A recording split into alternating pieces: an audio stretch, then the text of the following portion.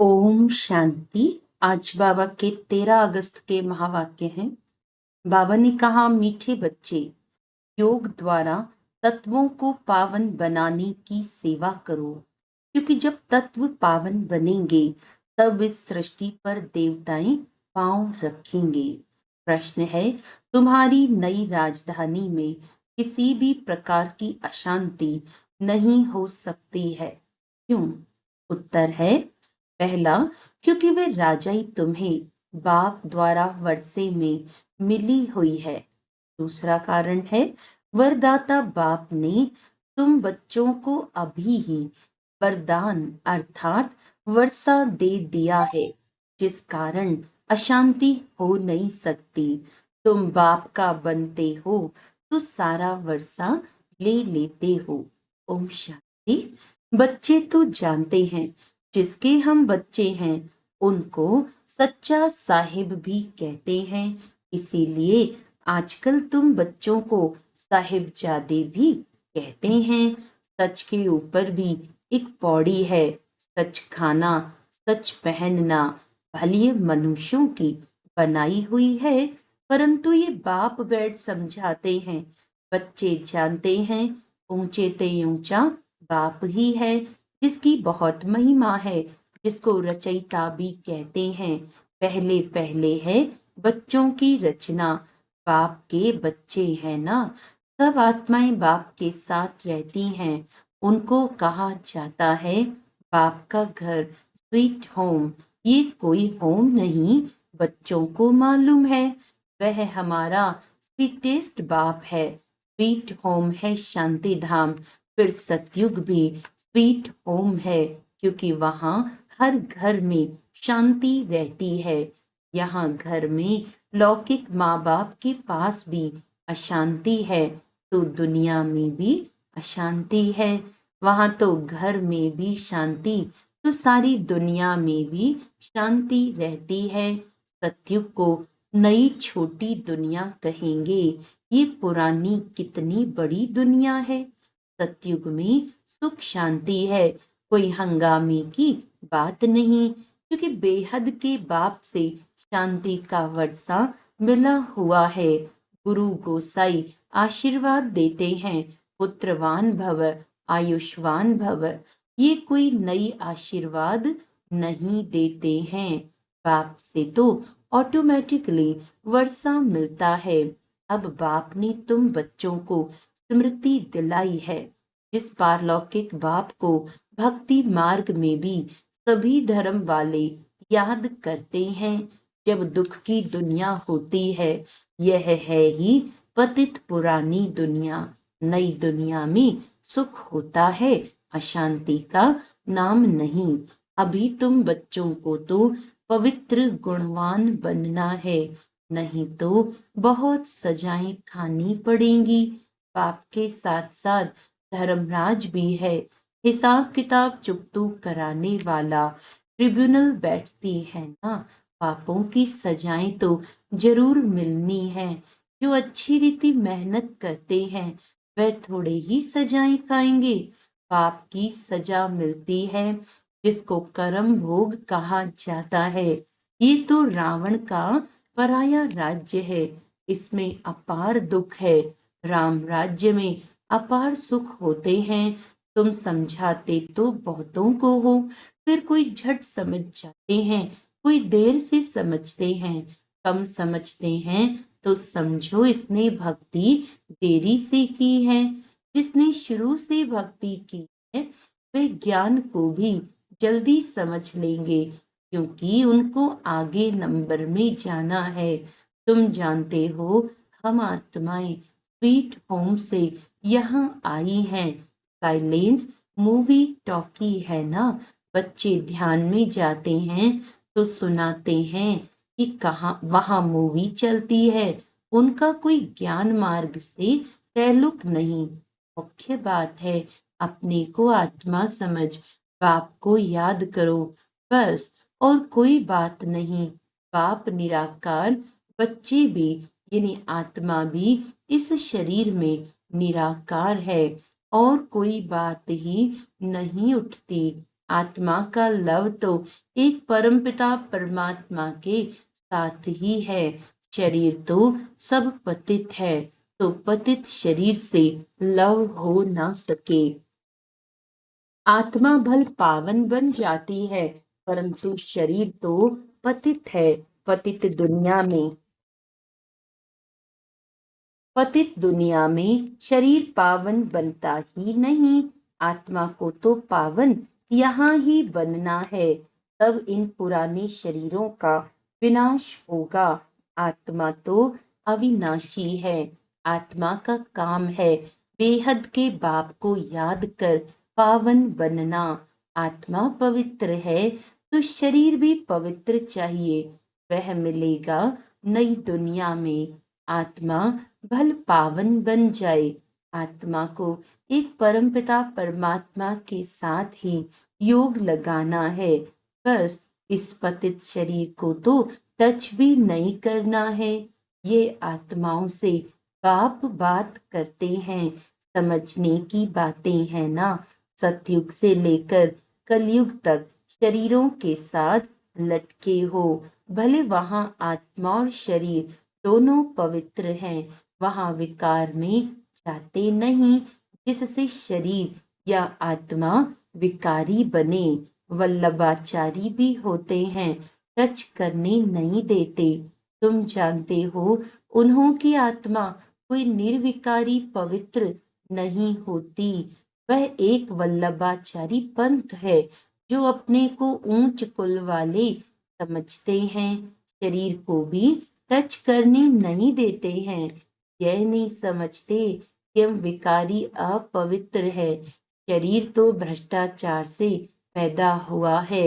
ये बातें बाप आकर समझाते हैं। आत्मा पावन बनती जाती है, तो फिर शरीर भी बदली करना पड़े। पावन शरीर तो तब बने जब पांच तत्व भी पावन बन जाए। सतयुग में तत्व भी पवित्र होते हैं, तब शरीर भी पवित्र बनते हैं। देवताएं पतित शरीर में पतित धरनी पर पैर नहीं रखते हैं। उनकी आत्मा और शरीर दोनों पवित्र पावन होते हैं, इसीलिए वह सतयुग में ही पैर धरते हैं। यह है पतित दुनिया। आत्मा पारलौकिक बाप परमात्मा को याद करती है। एक है शारीरिक बाप, एक है अशरीरी बाप।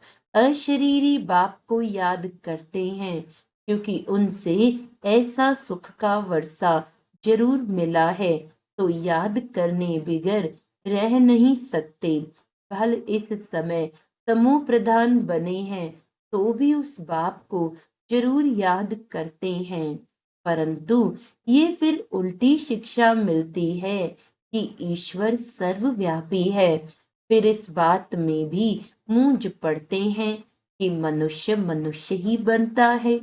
ये सब भूलें बाप आकर समझाते हैं। बाप एक ही मन मना भव का मंत्र देते हैं, उनका भी अर्थ चाहिए। अपने को आत्मा समझ बाप को याद करो, बस यही धुन लगी रहे, जिससे तुम पावन बन सकेंगे। देवताएं पवित्र हैं, अब बाप आकर फिर से ऐसा पवित्र बनाते हैं। सामने एम ऑब्जेक्ट रख देते हैं। जो बुत यानी मूर्ति बनाने वाले होते हैं, मनुष्य की सूरत देख झट उनका बुत बना देते हैं, जैसे कि वे जीता जागता सामने बैठा है। वह तो जड़ बुत हो जाते हैं। यहाँ बाप तुमको कहते हैं, तुमको ऐसा चैतन्य लक्ष्मी नारायण बनना है। कैसे बनेंगे? मनुष्य से देवता तुम इस पढ़ाई और प्योरिटी से बनेंगे। यह स्कूल है ही मनुष्य से देवता बनने का। वह जो बुत आदि बनाते हैं, उसको आर्ट कहा जाता है। हूबहू वही शक्ल आदि बनाते हैं। इसमें हूबहू की तो बात ही नहीं, ये तो जड़ चित्र हैं। वहां तो तुम नेचुरल चैतन्य बनेंगे ना, 5 तत्वों का चैतन्य शरीर होगा। यह तो जड़ चित्र मनुष्यों का बनाया हुआ है, हूबहू तो हो न सके, क्योंकि देवताओं का फोटो तो निकल ना सके। ध्यान में भल साक्षात्कार करते हैं, परंतु फोटो निकल न सके। कहेंगे हमने ऐसा दीदार किया। चित्र तो न खुद न कोई और बना सके। खुद ऐसा तब बनेंगे जब बाप से नॉलेज लेकर पूरी करेंगे, तब हूबहू कल्प पहले मिसल बनेंगे। ये कैसा कुदरती वंडरफुल ड्रामा है। बाप बैठ ये कुदरती बातें समझाते हैं। मनुष्यों को तो ये बातें ख्याल में भी नहीं रहती हैं। उन्हों के आगे जाकर माथा टेकते हैं, समझते हैं यह राज्य करके गए हैं, परंतु कब ये पता नहीं है। फिर कब आएंगे, वे क्या करेंगे, कुछ पता नहीं। तुम जानते हो सूर्यवंशी चंद्रवंशी जो होकर गए हैं, वे हूबहू फिर से बनेंगे जरूर। इस नॉलेज से वंडर है ना। तो अब बाप समझाते हैं, ऐसा पुरुषार्थ करने से तुम सो देवता बनेंगे। एक्टिविटी वही चलेगी जो सतयुग त्रेता में चली है। इतना वंडरफुल ज्ञान है, ये बुद्धि में ठहरे भी तब जब दिल की सफाई हो। सबकी बुद्धि में ये बातें ठहर ना सके। मेहनत चाहिए, मेहनत बिगर कोई फल थोड़ी मिल सकता है। बाप तो पुरुषार्थ कराते रहते हैं, फल ड्रामा अनुसार ही होता है, परंतु पुरुषार्थ तो करना होता है। ऐसे थोड़े ही बैठ जाएंगे, ड्रामा में होगा तो हमसे पुरुषार्थ चलेगा। ऐसे भी जंगली ख्यालात वाले बहुत होते हैं। हमारी तकदीर में होगा तो पुरुषार्थ जरूर चलेगा। अरे पुरुषार्थ तो तुमको करना है। पुरुषार्थ और प्रारब्ध होती है। मनुष्य पूछते हैं पुरुषार्थ बड़ा या प्रारब्ध बड़ी। अब बड़ी तो प्रारब्ध होती है, परंतु पुरुषार्थ को बड़ा रखा जाता है, जिससे प्रारब्ध बनती है। हर एक मनुष्य मात्र को पुरुषार्थ से ही सब कुछ मिलता है। कोई ऐसे भी पत्थर बुद्धि हो पड़ते जो उल्टा उठा लेते हैं। समझा जाता है इनकी तकदीर में नहीं है, टूट पड़ते हैं। यहाँ बच्चों को कितना पुरुषार्थ कराते हैं, रात दिन समझाते रहते हैं। अपने कैरेक्टर्स जरूर सुधारने हैं। नंबर 1 कैरेक्टर है पावन बनना। देवता तो हैं ही पावन, फिर जब गिर पड़ते हैं, कैरेक्टर्स बिगड़ते हैं, तो एकदम पतित बन जाते हैं। अभी तुम जानते हो हमारा तो A1 कैरेक्टर था, फिर एकदम गिर पड़े। सारा मदार है पवित्रता पर। इसमें ही बहुत डिफिकल्टी होती है। मनुष्य की आंखें बहुत धोखा देती हैं, क्योंकि रावण का राज्य है, वहां तो आंखें धोखा देती ही नहीं। ज्ञान का तीसरा नेत्र मिल जाता है। इसीलिए रिलीजन इज माइट कहा जाता है। सर्वशक्तिमान बाप ही आकर के यह देवी देवता धर्म स्थापन करते हैं। भल करती तो सब आत्मा है, परंतु मनुष्य के रूप में करेगी। वह बाप है ज्ञान का सागर। देवताओं से इनकी महिमा बिल्कुल अलग है। तो ऐसे बाप को क्यों नहीं याद करेंगे। उन्हों को ही नॉलेजफुल बीज रूप कहा जाता है। उनको सतचित आनंद क्यों कहा जाता है। झाड़ का बीज है, उनको भी झाड़ का मालूम तो है ना, परंतु वह है जड़ बीज। उनमें आत्मा जैसे जड़ है, मनुष्य में है चैतन्य आत्मा। चैतन्य आत्मा को ज्ञान का सागर भी कहा जाता है। हार्ट छोटे से बड़े होते हैं तो जरूर आत्मा है, परंतु बोल नहीं सकती। परमात्मा की महिमा इतनी बड़ी है, ज्ञान का सागर। ये महिमा आत्मा की नहीं, परम आत्मा माना परमात्मा की गाई जाती है। फिर उनको ईश्वर आदि कहते हैं। असल नाम है परम पिता परमात्मा। परम अर्थात सुप्रीम। महिमा भी बड़ी भारी करते हैं। अभी दिन प्रतिदिन महिमा भी कम होती है, क्योंकि पहले बुद्धि सतो थी, फिर रजो तमो प्रधान बन जाती है। तो ये सब बातें बाप आकर समझाते हैं। मैं हर 5000 वर्ष बाद आकर पुरानी दुनिया को नई दुनिया बनाता हूँ। गायन भी है ना, सतयुग आदि है भी सत, खुशी भी सत। कोई पौड़ी अच्छी बनाई हुई है, क्योंकि वह तो फिर भी इतने पतित नहीं है। पीछे आने वाले इतने पतित नहीं होते। भारतवासी ही बहुत सतो प्रधान थे, वही फिर बहुत जन्मों के अंत में तमो प्रधान बने हैं। और धर्म स्थापकों के लिए ऐसे नहीं कहेंगे। वह न इतना सतो प्रधान बनते, न इतना तमो प्रधान बनना है। न बहुत सुख देखा है, न बहुत दुख देखेंगे। सबसे जास्ती तमो प्रधान बुद्धि इसकी बनी है। जो पहले पहले देवता थे, वही सब धर्मों से जास्ती गिरे हैं। भल भारत की महिमा करते हैं, क्योंकि बहुत पुराना है। विचार किया जाए तो इस समय भारत बहुत गिरा हुआ है। उत्थान और पतन भारत का ही है, अर्थात देवी देवताओं का है। ये बुद्धि से काम लेना है।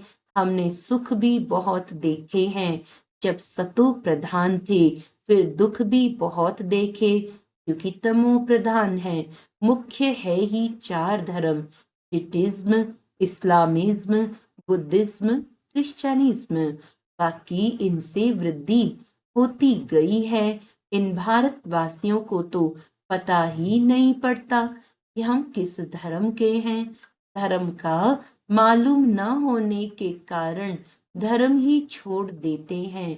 वास्तव में सबसे मुख्य धर्म है यह, परंतु अपने धर्म को भूल गए हैं। जो समझू सयाने हैं वह समझते हैं इन्हों का अपने धर्म में ईमान यानी विश्वास नहीं है। नहीं तो भारत क्या था, अभी क्या बना है। बाप बैठ समझाते हैं, बच्चे तुम क्या थे। बाकी हिस्ट्री बैठ समझाते हैं, तुम देवता थे, आधा कल्प राज्य किया, फिर आधा कल्प के बाद रावण राज्य में तुम धर्म भ्रष्ट कर्म भ्रष्ट बन गए। अभी फिर तुम दैवी संप्रदाय के बन रहे हो। भगवानुवाच बाप कल्प कल्प तुम बच्चों को ही समझाकर ईश्वरीय संप्रदाय बनाते हैं। अच्छा, मीठे मीठे सिकिलदे बच्चों प्रति माता पिता बाप दादा का याद प्यार और गुड मॉर्निंग। रूहानी बाप की रूहानी बच्चों को नमस्ते। हम रूहानी बच्चों की रूहानी बाप दादा को याद प्यार गुड मॉर्निंग, नमस्ते नमस्ते नमस्ते जी। धारणा के लिए मुख्य सार है, अपने दिल की सफाई से बाप के वंडरफुल ज्ञान को जीवन में धारण करना है। पुरुषार्थ से ऊंच प्रालब्ध बनानी है। ड्रामा कहकर ठहर नहीं जाना है। रावण राज्य में क्रिमिनल आंखों के धोखे से बचने के लिए ज्ञान के तीसरे नेत्र से देखने का अभ्यास करना है। पवित्रता जो नंबर 1 कैरेक्टर है, उसे ही धारण करना है। वरदान है, ब्राह्मण जीवन की जन्म पत्री को जान, सदा खुशी में रहने वाले श्रेष्ठ भाग्यवान भव। ब्राह्मण जीवन नया जीवन है। ब्राह्मण आदि में देवी देवता हैं और अभी बीके हैं। ब्राह्मणों की जन्म पत्री में तीनों ही काल अच्छे से अच्छा है। जो हुआ वह भी अच्छा, और जो हो रहा है वो और अच्छा, और जो होने वाला है वह बहुत बहुत अच्छा। ब्राह्मण जीवन की जन्म पत्री सदा ही अच्छी है, गारंटी है। तो सदा इसी खुशी में रहो कि स्वयं भाग्य विधाता बाप ने भाग्य की श्रेष्ठ रेखा खींच दी, अपना बना लिया। स्लोगन है, एक रस स्थिति का अनुभव करना है तो एक बाप से सर्व संबंधों का रस लो। अच्छा, आज का अव्यक्त इशारा है, सदा यह स्मृति रहे कि हम कल्प कल्प के विजयी हैं। अनेक बार यह पाठ बजा चुके हैं, अब सिर्फ रिपीट कर रहे हैं। इस स्मृति से क्या करें, कैसे करें, यह सब कंप्लेन खत्म हो जाएगी, कंप्लीट बन जाएंगे। सदा डबल लाइट स्वरूप के स्मृति की समर्थी हो तो कोई भी असंभव कार्य संभव हो जाएगा। अच्छा, ओम शांति।